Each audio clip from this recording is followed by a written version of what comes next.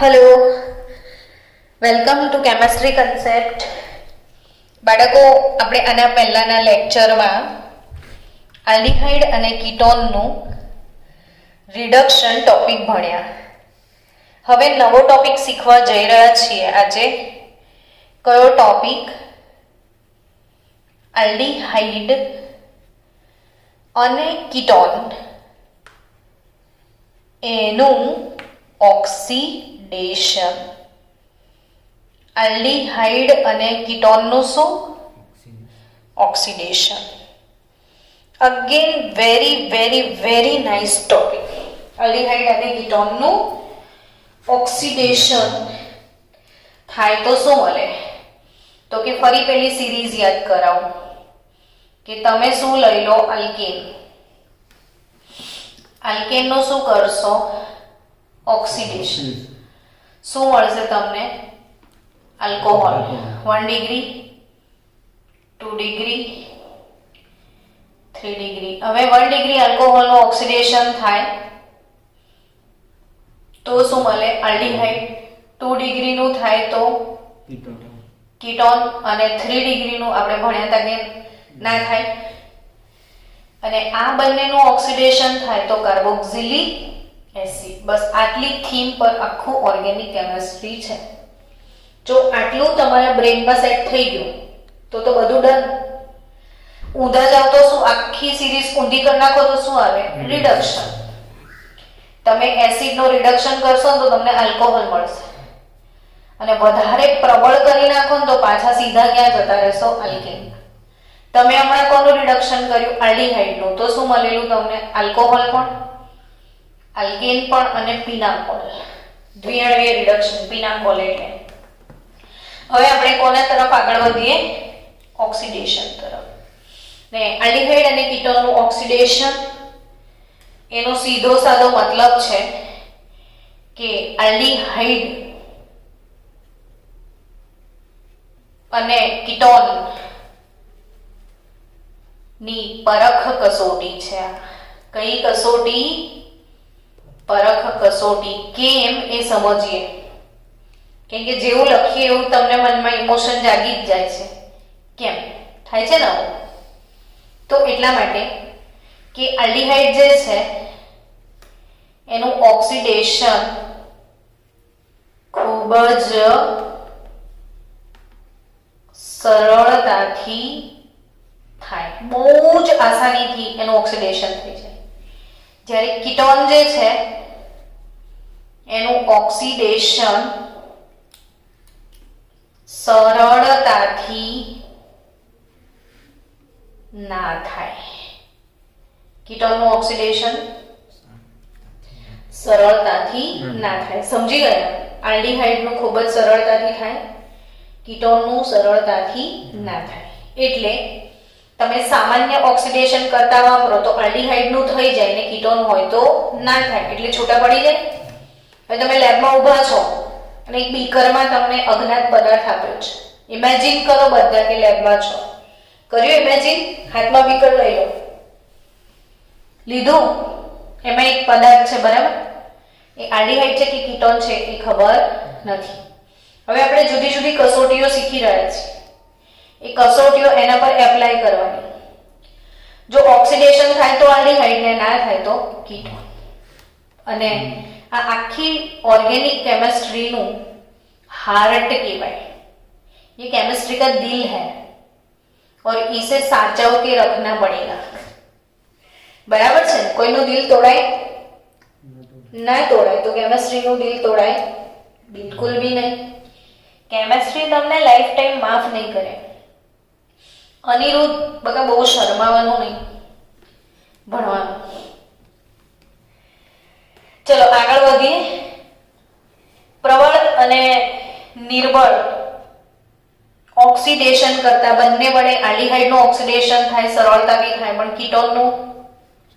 કીટોનનું સરળતાથી ના થાય. એટલે કીટોનને હંમેશા કેવું ઓક્સિડેશન કરતા જોઈએ?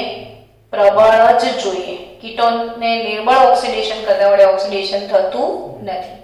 હવે એમાંની one of the very most IMP સવારથી તમને એક જ વાત કહું છું કે સવારે જે વસ્તુ ભણ્યા હતા ને અને અત્યારે બી ભણી રહ્યા છો ને, આ ચેપ્ટર હોલ કેમેસ્ટ્રીનો ટોપમોસ્ટ ચેપ્ટર ગણાય. આ ચેપ્ટર 5-5, 10-10 વાર લખીને આવડી જાય તો ઘણું બધું સરસ તમને આવડે છે એવું કહેવાય. સમજે?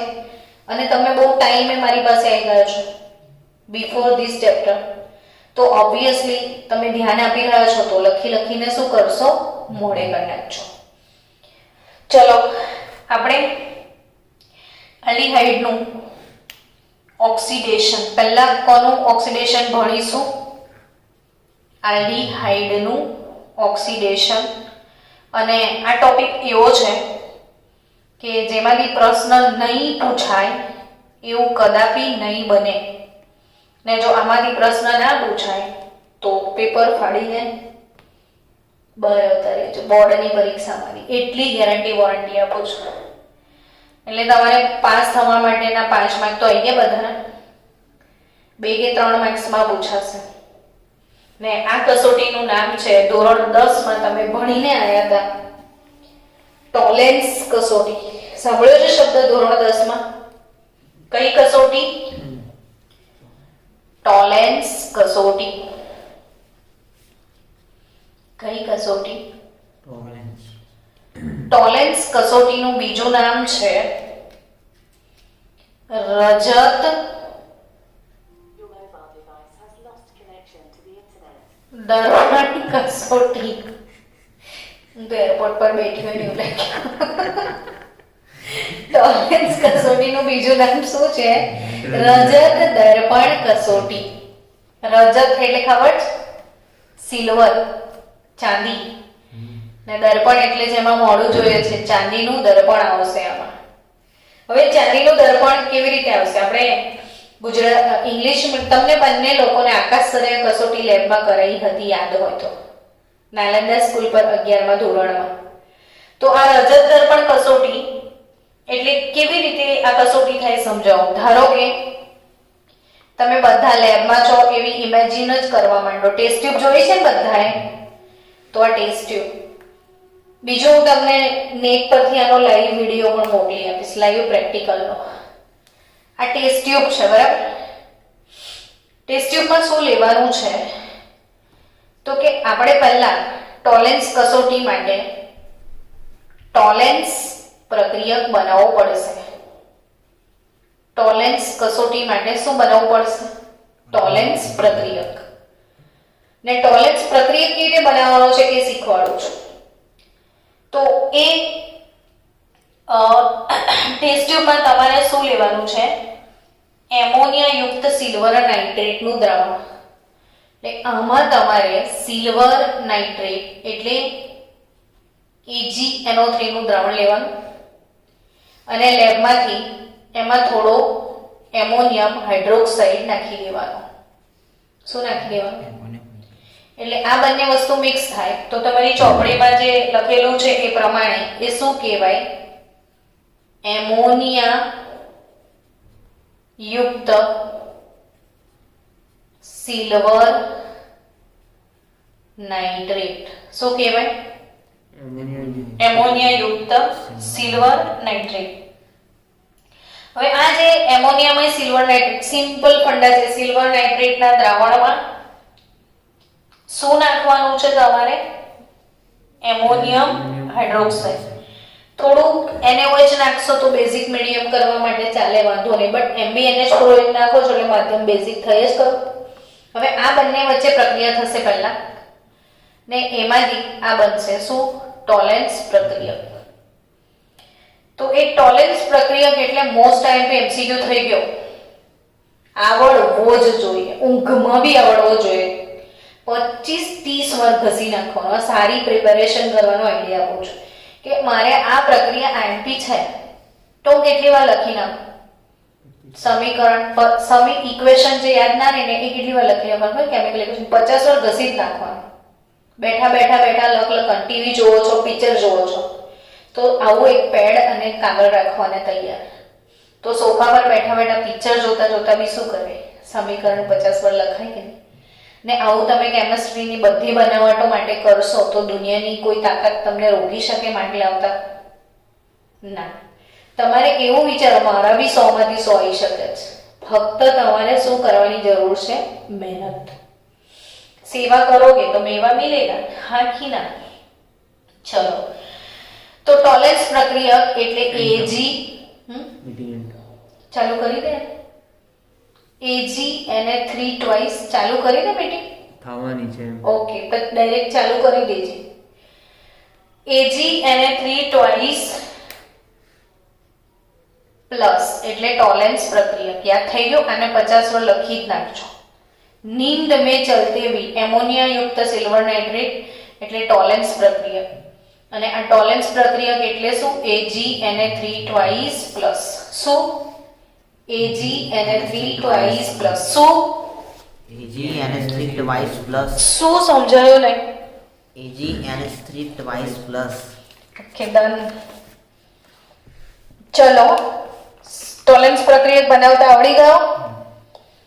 હવે આમાં રિયલી પ્રક્રિયા શું થાય છે સમજાવો. તો આ આલ્ડીહાઇડ છે, એની પ્રક્રિયા થશે 2 મોલ AgNH3 ટ્વાઇસ ટોલેન્સ પ્રક્રિયક સાથે. આમાંથી અઢળક પ્રશ્નો એ લોકો ખૂણે ખાંચરેથી કાઢે છે, એટલે આખી આની થીમ સમજી લો તો યુ આર ધ બેસ્ટ. હવે હમણાં જ ભણ્યા ને આલ્ડીહાઇડ નું ઓક્સિડેશન થાય તો એસિડ જ મળે ને. ચલો બાળકો, aldehyde 2AgNH3 twice plus plus OH minus, OH minus 3 mall, આ 2 મોલ 1 2 3. કેટલું સરસ મેચિંગ છે ને. સમીકરણ લખીએ તો યાદ રહે 1 2 3. 1 મોલ આલ્ડીહાઇડ, 2 મોલ ટોલેન્સ પ્રક્રિયક, 3 મોલ OH માઇનસ. મળે છે શું? તો કાર્બોક્સિલેટ આયન RCOO માઇનસ.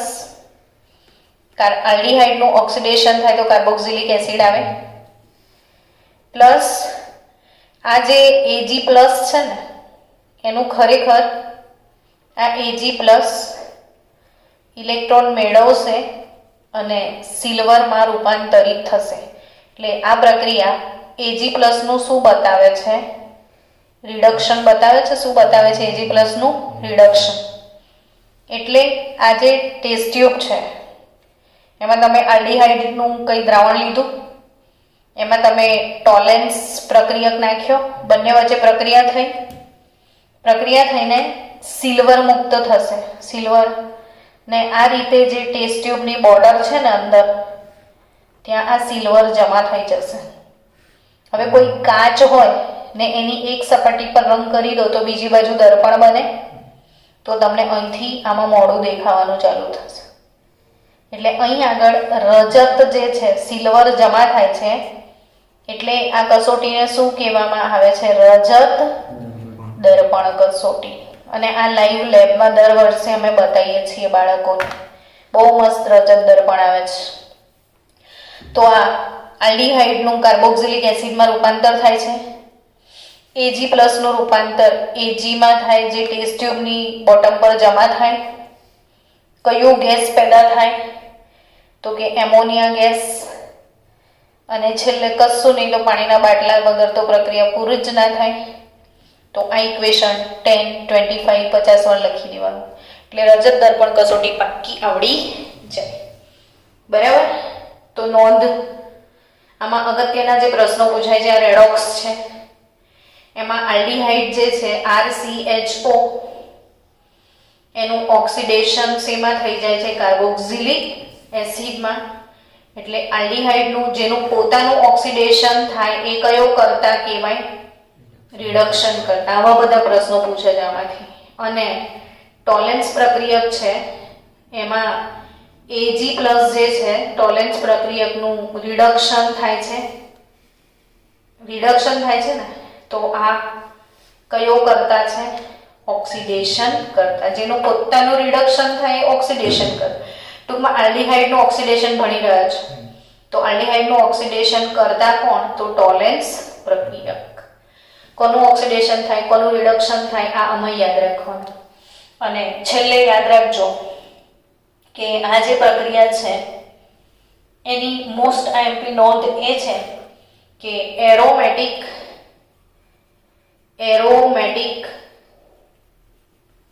અને એલિફેટિક. એરોમેટિક ને એલિફેટિક તો ખબર હશે ને તમને.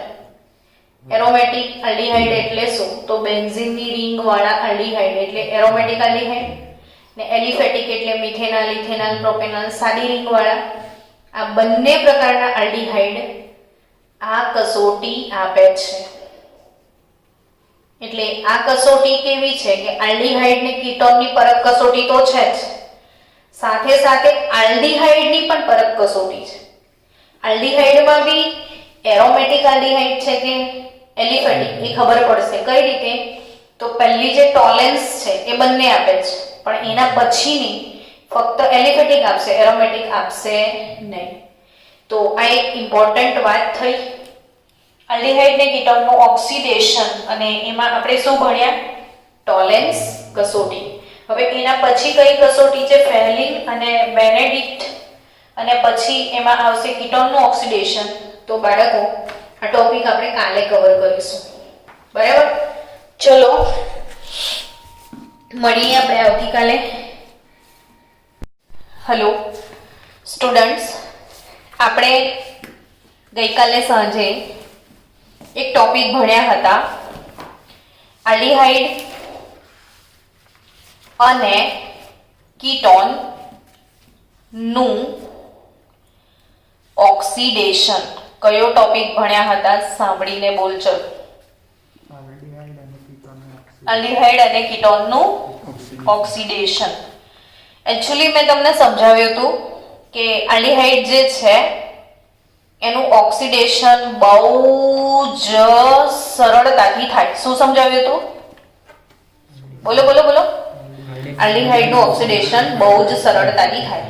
અને સરળતાથી થાય છે ને એટલે તમે પ્રબળ કે નિર્બળ કોઈ પણ ઓક્સિડેશન કરતા વડે ઓક્સિડેશન કરી શકો છો. એટલે પ્રબળ વાપરો કે નિર્બળ, આલ્ડીહાઇડનું થઈ જશે. પણ કીટોનનું સરળતાથી ના થાય. આ વાતમાં આ લોકો બે જણ જુદા પડે છે. એટલે કીટોનનું ફક્ત કોના વડે થાય? પ્રબળ વડે જ. કીટોનનું ફક્ત કોના વડે થાય? પ્રબળ વડે. એટલે જ આ ઓક્સિડેશન એ ખરેખર આ બંને માટે કઈ કસોટી કહેવાય? એની પરખ કસોટી. કઈ કહેવાય? એટલે આલ્ડીહાઇડ અને કીટોનની પરખ કસોટી છે. તો પહેલી પરખ કસોટીમાં આપણે આલ્ડીહાઇડનું ઓક્સિડેશન ભણેલા, અને પહેલી કસોટી કઈ ભણ્યા હતા? બોલો તો. ટોલેન્સ કસોટી. કઈ ભણ્યા હતા? ટોલેન્સ કસોટી. ટોલેન્સ કસોટી જે છે એનું બીજું નામ શું હતું? રજત દર્પણ કસોટી. રજત એટલે ચાંદી. ચાંદી પેલી ટેસ્ટ ટ્યુબની બોર્ડર પર જમા થતું હતું. અચ્છા, ટોલેન્સ કસોટીમાં ટોલેન્સ પ્રક્રિયક હતો. મેં એવું કીધું હતું કે ટોલેન્સ પ્રક્રિયકનું સૂત્ર હંમેશા LICની પોલિસી જેવું હોવું જોઈએ. જિંદગી કે साथ भी और जिंदगी के. चलो बोलो શું હતું? AgNH3 twice plus. શું હતું ટોલેન્સ પ્રક્રિયક? twice plus. પક્કું ને? ઓકે. તો ટોલેન્સ પ્રક્રિયક યાદ રહી ગયું. એમાં શું વાપરતા હતા? તો એમોનિયામય સિલ્વર નાઇટ્રેટ. શું વાપરતા હતા? એમોનિયામય સિલ્વર નાઇટ્રેટ. અને આ કસોટી કોણ આપતું હતું? તો ફક્ત આલ્ડીહાઇડ. પણ એ કેવા આલ્ડીહાઇડ? તો એરોમેટિક પણ અને એલિફેટિક. આ બંને આલ્ડીહાઇડ આ કસોટી આપતા હતા. સમજી ગયો? તું વિડિયો જોઈ લેજે. આગળનો વિડિયો તમે ફરી એકવાર રિવાઇઝ કરી લેજો, ફરીથી બધું જોવું હોય તો. હવે સ્ટુડન્ટ્સ, આ કસોટી એરોમેટિક એલિફેટિક બંને આલ્ડીહાઇડ આપે પાક્કું, પણ કીટોન આપતા નથી. એટલે યાદ શું રાખશો કે ટોલેન્સ કસોટી ફક્ત આલ્ડીહાઇડ આપે છે, કીટોન આ કસોટી આપશે નહીં. એટલે તમે જો કોઈ તમારી પાસે લેબમાં ઉભેલા છો અને કોઈ સેમ્પલ તમને આપેલો છે ઓળખવા માટે, ધારો કે તમે પ્રેક્ટિકલની એક્ઝામ આપો છો 12 સાયન્સની, ને તમને કોઈ અજ્ઞાત કાર્બનિક પદાર્થ આપ્યો છે, તમને ડાઉટ છે કે કાં તો આલ્ડીહાઇડ છે કે કીટોન છે, તો તમે આલ્ડીહાઇડ ને કીટોનને અલગ પાડવા માટે આ કસોટી લેબમાં કરી શકો છો. તો એ વખતે તમે તમારું જે દ્રાવણ હશે એમાં શું નાખશો? એમોનિયામાં સિલ્વર નાઇટ્રેટ, પછી એને ગરમ કરશો તો જો રજત દર્પણ મળે તો આલ્ડીહાઇડ ને ના મળે તો કીટોન. સમજી ગયા? એવી રીતે બીજી અગત્યની કસોટી છે, ધ્યાન આપજો, એ કસોટી છે ફેહલિંગ ટેસ્ટ. હવે કયો ટેસ્ટ ભણવા જઈ રહ્યા છો તમે? ફેહલિંગ ટેસ્ટ. કયો ટેસ્ટ? ફેહલિંગ કસોટી. રજત દર્પણ કસોટીની ભવ્ય સફળતા પછી કઈ કસોટી ભણવા જઈ રહ્યા છીએ આપણે? ફેહલિંગ કસોટી. ફેહલિંગ કસોટીમાં બે દ્રાવણો લેવાના હોય છે, ફેહલિંગ એ અને બીજું દ્રાવણ ફેહલિંગ બી. એટલે હવે તમારા પ્રશ્ન બની ગયા કે ફેહલિંગ એ શું હોય અને ફેહલિંગ બી શું હોય. કમ્પ્લીટ છે ને? ફેહલિંગ એ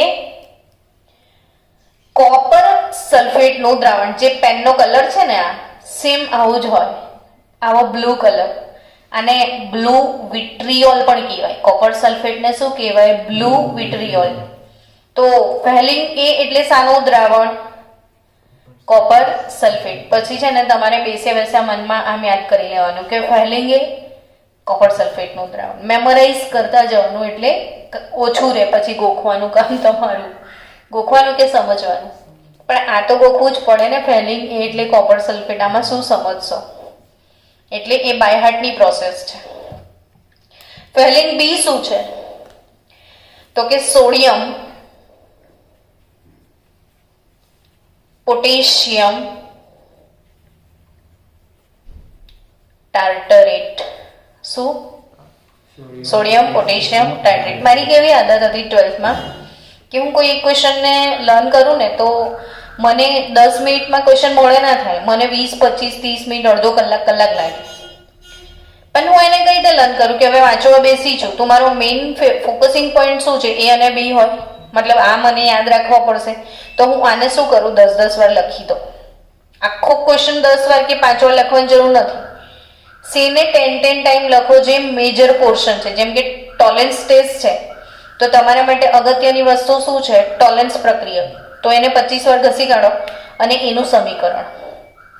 પછી એની રીત તો એક જ વાર વાંચવાની, એને ના બી લખો તો ચાલે, કેમ કે રીત તો તમે પરફોર્મ કરો છો એટલે આવડી જ જાય. સમજ્યા? એટલે મેજર પોર્શન શું છે? હાઇલાઇટ પોર્શન શું છે? પરીક્ષક જ્યારે તમારું પેપર તપાસે તો એ શું જોવાનો છે? તો આટલી જ વસ્તુ ને. બીજું બધું તમે શું લખો છો એ નહીં જોવે. તો જે એ જોવાનો છે એ પેપરમાં હોવું જોઈએ. સમજી ગયા? આ બે ખબર હોવી જોઈએ, ફેહલિંગ એ ને ફેહલિંગ બી. ફેહલિંગ એ શું છે? કોપર સલ્ફેટનું દ્રાવણ, અને ફેહલિંગ બી સોડિયમ પોટેશિયમ ટાર્ટરેટ. હવે કોપર સલ્ફેટનું દ્રાવણ એટલે ફેહલિંગ એ, સોડિયમ પોટેશિયમ ટાર્ટરેટ એટલે ફેહલિંગ બી. 1 મિનિટ વેટ. અહીંયા નીટની એક વાત છે કે આ જે સોડિયમ પોટેશિયમ ટાર્ટરેટ છે એને રોશેલનો ક્ષાર કહેવામાં આવે છે. રોશેલ સોલ્ટ કહેવાય છે આને. શું કહેવાય? રોશેલ સોલ્ટ. આ પૂછે છે તો રોશેલનો ક્ષાર એટલે ફેહલિંગ બી એટલે સોડિયમ પોટેશિયમ ટાર્ટરેટ. કાલે આપણે એવી જ એક વસ્તુ ભણ્યા હતા, સ્કીફનો બેઝ, વિસ્થાપિત ઇમાઇન. યાદ આવ્યું? સ્કીફનો બેઝ, વિસ્થાપિત ઇમાઇન. હવે શું કરો તમે? ટેસ્ટ ટ્યુબમાં થોડું શું ફેહલિંગ એ લઈ લો, પછી ટેસ્ટ ટ્યુબમાં થોડું શું ફેહલિંગ બી લઈ લો. સમજી રહ્યા છો? હું ફિગર એટલે ડ્રો કરું છું કે તમે મેથડને સમજી શકો. શું એક ટેસ્ટ ટ્યુબ લીધી, શું લીધું અંદર ફેલિંગ એ થોડું શું અને ફેલિંગ બી, બંનેને મિક્સ કર્યું. તો આ બંનેને મિક્સ કરવાથી આની અંદર બનશે CuO. શું બનશે? CuO. આ CuO એટલે Cu+2 ને O-2 ક્યુપ્રિક ઓક્સાઇડ છે. શું છે? Cupric oxide. ક્યુપ્રિક ઓક્સાઇડ યાદ રાખજો, કોપર +1 હોય ને તો ક્યુપ્રસ, ને કોપર +2 હોય ને તો cupric. Yes or not? Copper +1 હોય તો શું? ક્યુપ્રસ. કોપર +2 હોય તો cupric. It's done. Okay. So copper +1 copper +2 CuO. હવે આજે તમે ફેલિંગ A ને B ને મિક્સ કરીને શું લાયા? CuO. હું તમને જનરલ રિએક્શન પહેલા શીખવું છું કે ભાઈ આલ્ડીહાઇડ છે, કેમ કે આ પ્રક્રિયા બી કીટોન તો આપતો જ નથી. તમારે કોની સાથે લખવાની છે? આલ્ડીહાઇડ સાથે. આલ્ડીહાઇડ હવે તમારી પાસે જે નમૂનો છે લેબમાં એ આમાં નાખશો ને તમે. ટેસ્ટ ટ્યુબમાં A+B કર્યું. હવે એમાં શું નાખશો? તમારી પાસેનો જે અજ્ઞાત નમૂનો છે તે, ને પછી રિઝલ્ટ શું આવે છે? લાલ અવક્ષેપ. કેવા અવક્ષેપ? જેમ કે રજત દર્પણ કસોટીમાં રજત જમા થાય છે ને ફેલિંગ કસોટીમાં લાલ અવક્ષેપ આવે. કેવા? લાલ અવક્ષેપ. આપણે લાલ પેન શોધીએ ઉપર.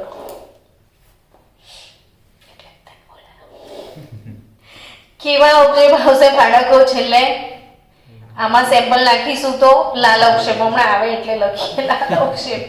તો શેના લાલ અવક્ષેપ આવશે ખબર છે? ક્યુટ-O ના. CuO જે હતું એ ક્યુટ-O માં કન્વર્ટ થશે. આને કહેવાય ક્યુપ્રસ ઓક્સાઇડ. શું કહેવાય એને? અને એના કેવા અવક્ષેપ આવશે? લાલ અવક્ષેપ. કોના? Aldehyde plus CuO. CuO માંથી શું થઈ જશે? Cu2O. અને આલ્ડીહાઇડ જે છે એનું ઓક્સિડેશન થાય તો કાર્બોક્સિલિક એસિડ મળશે. આલ્ડીહાઇડનું ઓક્સિડેશન થાય તો શું મળે? Carboxylic acid. કોનું ઓક્સિડેશન થાય તો? આલ્ડીહાઇડનું. શું મળે છે? Carboxylic acid. અને CuO આ જે કોપર 2 હતું ને આ કોપર 1 થયું. મતલબ આમાં કોપરનો ઓક્સિડેશન આંક +2 છે અને આમાં કોપરનો ઓક્સિડેશન આંક +1.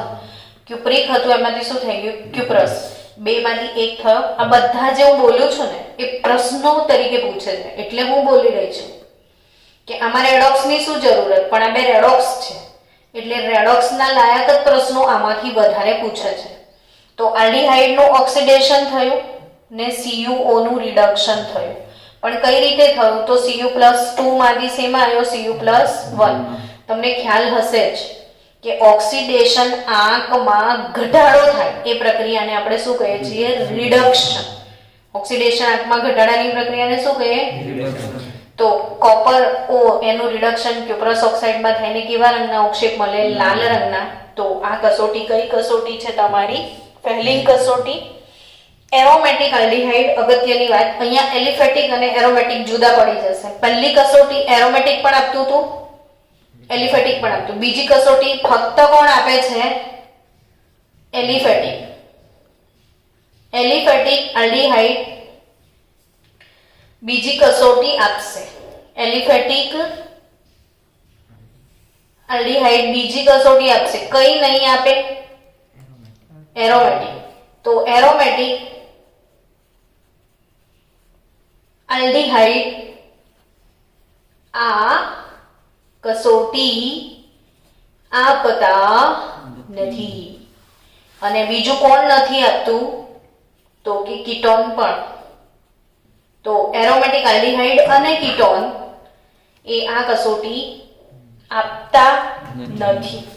એ આ કસોટી આપતા નથી. સમજાઈ રહ્યું છે? ઓકે, ચલો ફેલિંગ કસોટી કમ્પ્લીટ થઈ. હવે નેક્સ્ટ આના જેવી જ બીજી એક કસોટી છે એ છે બેનેડિક્ટ. અને પછી ત્રીજી કસોટી કઈ છે? બોલો. તમને બોલતા ના આવડ્યું. બેનેડિક્ટ બોલ તો બકા. બેનેડિક્ટ વન્સ મોર. શું બેનેડિક્ટ કરે છે? કઈ કસોટી? બેનેડિક્ટ. વાવ, તને આવડી ગયું. આમાં શું હશે ખબર છે? બધું આનું જ સેમ ટુ સેમ. ફેલિંગ એ જેવું લેતા હતા ને એમ A+B. એ શું તો કે કોપર સલ્ફેટ ટચ. બી શું તો કે જરાક બદલાયું. ચલો બી યાદ કરો પેલાનું. બી કોને મેં કીધું હતું ને મેમરાઇઝ કરવા. બોલો ફેલિંગ બી શું હતું? ટાર્ટરિક એસિડ આંબલીમાં હોય. સોડિયમ, પોટેશિયમ, ટાર્ટરેટ હતું. ને ટાર્ટરિક એસિડ શેમાં હોય? આંબલીમાં. ને સાઇટ્રિક એસિડ લીંબુમાં. લીંબુમાં કયો એસિડ હોય? Citric acid. આ સાઇટ્રેટ હોય. બસ આટલો જ ફરક છે. બેનેડિક્ટ કસોટીમાં શું હોય? Sodium, potassium, citrate. તો આ જે સોડિયમ, પોટેશિયમ, ટાર્ટ્રેટ એને બદલે આમાં શું વપરાય? Sodium, potassium, citrate. અને aromatic aldehyde. Again aromatic aldehyde આ કસોટી આપતા. બાકી બધું સેમ. સેમ એટલે A to Z સેમ. એક ટેસ્ટ ટ્યુબ લો, A અને B ને મિક્સ કરો, પછી સેમ્પલ ઉમેરો અને કેવા ઓક્ષેપ આવશે? લાલ. કારણ કે છે તો કોપર સલ્ફેટ જ. સમજી ગયા? કેવા ઓક્ષેપ આવશે? લાલ. ફક્ત ચેન્જ શું છે? ટાર્ટ્રેટ ને બદલે સાઇટ્રેટ. બાકી બધું સેમ. ઓકે. હવે હમણાં જ આપણે કઈ કસોટી ભણ્યા? ફેલિંગ કસોટી. ફેલિંગ કસોટી જો યાદ કરી લો પાછું, એનું ઇક્વેશન. આ મેં તમને જનરલ ઇક્વેશન શીખવ્યું હતું કે આલ્ડીહાઇડ CuO માં જાય ને Cu2O RCOOH માં આવે. પણ એનું જે આયોનિક ઇક્વેશન છે જે તમારી ટેક્સ્ટ બુકમાં હશે, આયોનિક ઇક્વેશન, એ આયોનિક ઇક્વેશન શું છે? RCHO. એને છૂટું પાડી નાખી રેડોક્સ બતાવી છે. 2 મોલ Cu+2 બરાબર, પ્લસ 5 મોલ OH માઇનસ 25. હવે તો લોજિકલ, ગોખણ નહીં બહુ. આ આલ્ડીહાઇડ છે એનું રૂપાંતરણ RCOO માઇનસમાં થશે. Copper+2 છે એનું રૂપાંતરણ Copper+1 માં થશે. +2 માંથી શું થશે? Copper+1 2Cu+1.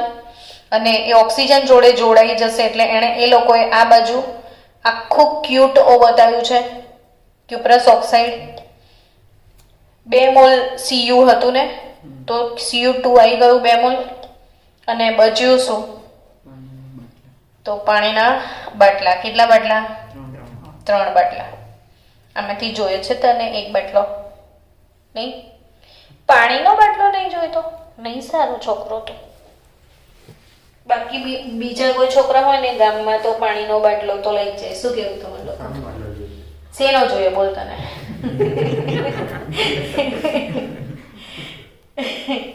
ગુજરાત છે આ.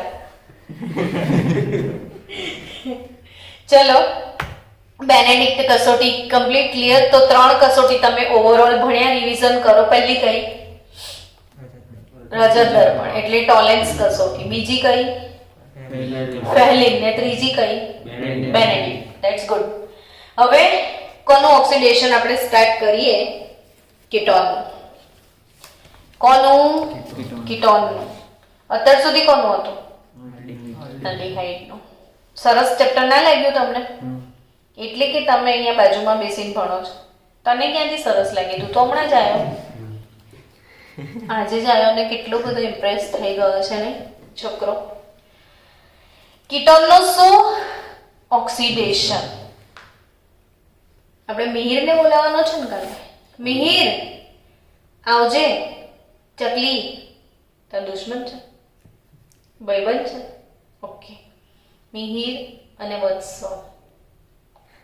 કીટોનનું શું ઓક્સિડેશન શું મળશે આમ કીટોનનું ઓક્સિડેશન કરીએ તો શું મળે આમ કઈ આઈડિયા કરો તમને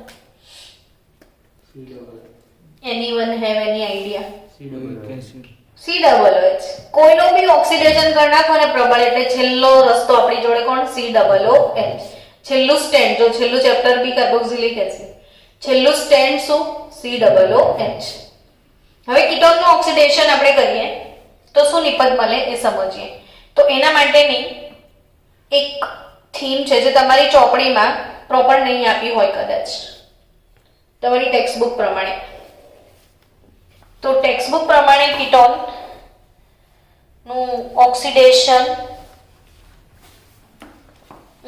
નહીં બરાબર એટલે હું તમને વ્યવસ્થિત જ આખું લખીને કરાવડાવી દઉં કીટોનનું ઓક્સિડેશન પ્રબળ ઓક્સિડેશન કરતા દ્વારા તમે નોટમાં લખતા જજો ભાઈ બેસી ના રોડશું પ્રબળ ઓક્સિડેશન કરતા દ્વારા કોના દ્વારા પ્રબળ ઓક્સિડેશન કરતા દ્વારા કોના દ્વારા પ્રબળ ઓક્સિડેશન કરતા દ્વારા અને પ્રબળ ઓક્સિડેશન કરતાનું લિસ્ટ તમને આવડે ખબર હોવી જોઈએ પ્રબળ એટલે કોનું લિસ્ટમાં નામ આવે KMnO4 KMnO4 ઘણા વાર તો 12th ના છોકરાને પૂછીને KMnO4 તો શું હોય જ ખબર ના હોય એવું ના ચાલે KMnO4/H2SO4 એસિડિક માધ્યમમાં એ પ્રબળ ઓક્સિડેશન કરતા છે એ રીતે K2Cr2O7/H2SO4 ને એમાંથી નિર્માણ પામે ક્રોમિક એસિડ જેણે હજી પણ આલ્કોહોલના ઓક્સિડેશનનો વિડિયો ના જોયો હોય પ્લીઝ જોઈ લેજો ત્રીજું સાંદ્ર HNO3 પણ તમે વાપરી શકો છો તો કીટોનનું ઓક્સિડેશન પ્રબળ ઓક્સિડેશન દ્વારા KMnO4/H2SO4 K2Cr2O7/H2SO4 અથવા સાંદ્ર HNO3 તો શું થશે તો કે ચલો કીટોન લઈએ તમને ગમે એવો કીટોન લઈએ CH3COCH3 सम्मित कीटोन है कीटोन के तो दोनों साइड के दरवाजे सेम है क्यों कीटोन है सम्मित कीटोन હવે નામ આવડી ગયું છે ને શું નામ છે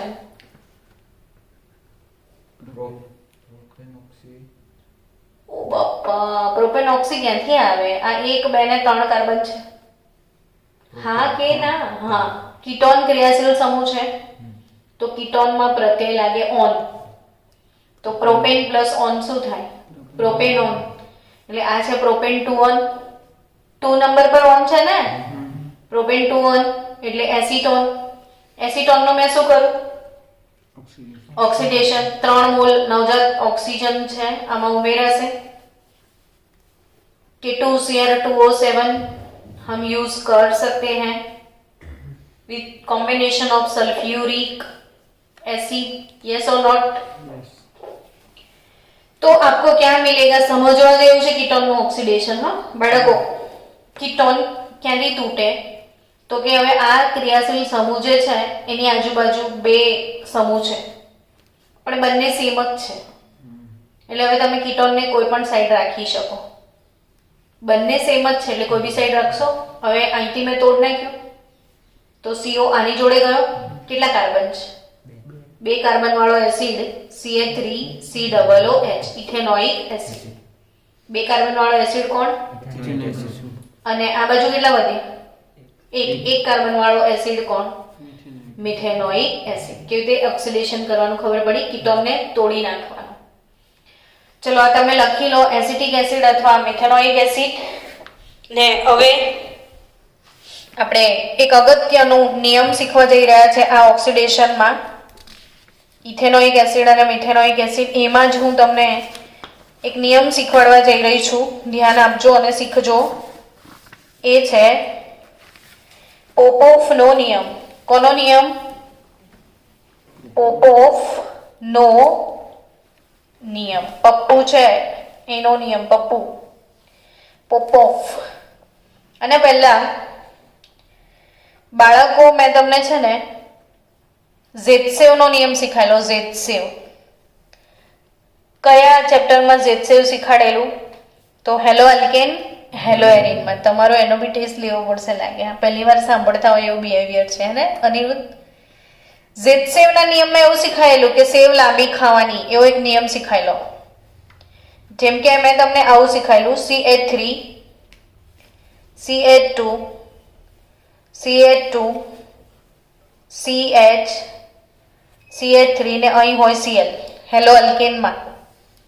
તો ક્લોરીન જે કાર્બન સાથે જોડાયો છે એ કયો કાર્બન? Alpha carbon. હવે એની બાજુવાળો બીટા થાય તો આની બાજુમાં બે બે બીટા થયા ને. આ બાજુ પણ બીટા છે અને આ બાજુ પણ બીટા છે. ત્યારે મેં તમારે બીટા વિલોપન પ્રક્રિયા શીખવાડેલી અને એ વખતે મેં તમને ઝેડસેવ નો નિયમ શીખાયેલો કે ક્લોરીનને બે બે બીટા હોય તો કયા બીટાનું વિલોપન કરવું, આ વાળું કે આ વાળું? તો એવું શીખાડેલું કે જે આલ્કાઇલ શૃંખલા લાંબી હોય. શું શીખાડેલું? જે આલ્કાઇલ શૃંખલા લાંબી હોય એ બીટા પસંદ કરવાનો. એટલે અહીંથી હાઇડ્રોજન નીકળતા હતા અને અહીંથી હેલોજન અને અહીં ડબલ બોન્ડ મૂકતા હતા. આ હતી બીટા વિલોપન પ્રક્રિયા. ઝેડસેવ એટલે સેવ હંમેશા લાંબી ખાવાની, એવું મેં શીખાવેલું. એમ આ પોપોફનો નિયમ એટલે પપ્પુનો નિયમ. શું? પપ્પુનો. હવે આ પપ્પુ એટલે શું સમજાવું તમને? તો કે CH3 C double bond O CH2 CH2 CH3. ધારો કે આવો હવે કીટોન છે, બરાબર છે? આ કીટોન અસમિત કીટોન થયો. પહેલા આપણે લીધો તો બંને બાજુ સરખું રાખ્યું હતું, હવે અસરખું છે, હે ને?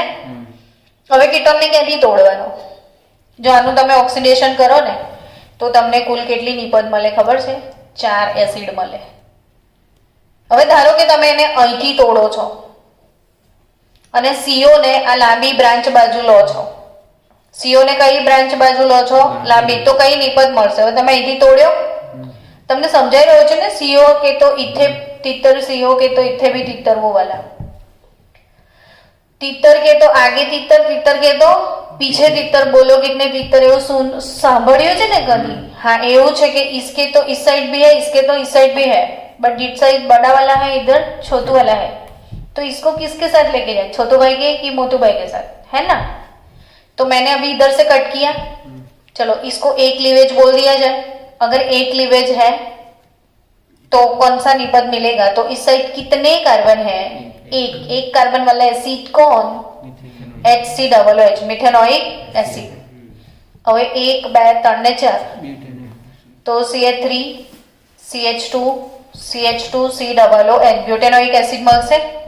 પણ ધારો કે અહીંથી તોડીએ, બી ક્લીવેજ આપીએ તો આ સાઈડ 2 કાર્બન થયા એટલે CH3 COOH કયું એસિડ? Ethanoic acid. અને આ બાજુ 1 2 ને 3 તો CH3 CH2 COOH કયું એસિડ થયું? Propanoic acid. આ ઇથેનોઇક એસિડ અને આ પ્રોપેનોઇક એસિડ. હવે આ બે માં એક્ચ્યુઅલી વધારે મેઇન નિપજ કઈ મળે? મુખ્ય નિપજ કઈ મળે? તો મુખ્ય નિપજ પોપોફનો નિયમ એટલે પપ્પુ સમજવાનું ને પપ્પુ એટલે નાની બાજુ C નો લઈ જવાનો. ઝેડસેવમાં શું શીખાયેલું?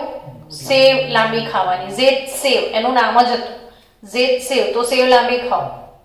આ શું છે? પપ્પુ. તો પપ્પુ સાઈડ જાઓ. પપ્પુ એટલે કઈ સાઈડ જાઓ? પપ્પુ સાઈડ. તો 1 અને 2 કાર્બન એટલે પપ્પુ જ થયું ને. તો આપણે બી ક્લીવેજ જે છે એ કઈ નિપજ? મુખ્ય નિપજ. અને એ ક્લીવેજ છે એ કઈ નિપજ? ગૌણ નિપજ. It's done now. तो ये है अल्कोहल का कीटोन का ऑक्सीडेशन. કોનું ઓક્સિડેશન? કોના દ્વારા?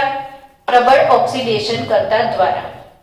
હવે કીટોનનું ઓક્સિડેશન છે નિર્બળ ઓક્સિડેશન કરતા દ્વારા. Wait for some time.